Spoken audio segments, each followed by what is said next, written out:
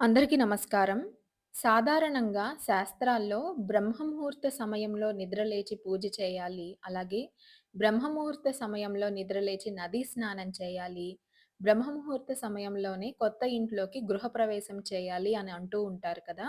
అసలు బ్రహ్మముహూర్త సమయం అంటే ఏంటో ఈరోజు మనం తెలుసుకుందాం. కశ్యప బ్రహ్మకు వినతాదేవికి జన్మించిన వారే అనూరుడు. అతడే సూర్యభగవానుని సారథి. తల్లి వినతాదేవి పుత్రుడిని చూసుకోవాలనే కుతూహలంతో, ఆతృతతో పుట్టకముందే అండం పగలగొట్టడంతో సగం శరీరంతోనే అనూరుడు జన్మించాడు. బ్రహ్మదేవుడు అతడ్ని సూర్యుడికి సారథిగా నియమించి, నీవు భూలోకంలో ఉన్న సమయమే బ్రహ్మకాలమని, ఆ కాలంలో అంటే ఆ సమయంలో చెడు అన్నది ఏ నక్షత్రాలు, ఏ గ్రహాలు చేయలేవని వరమిచ్చి, సూర్యభగవానుని సప్తస్వ రథానికి సారథిగా నియమించాడు. ఆ సమయాన్నే మనము బ్రహ్మ ముహూర్త సమయం అని పిలుస్తూ ఉంటాము. వీడియో నచ్చితే లైక్ చేయండి, షేర్ చేయండి. అలాగే ఓం నమో సూర్యనారాయణ నమః అని కామెంట్ సెక్షన్‌లో కామెంట్ చేయండి.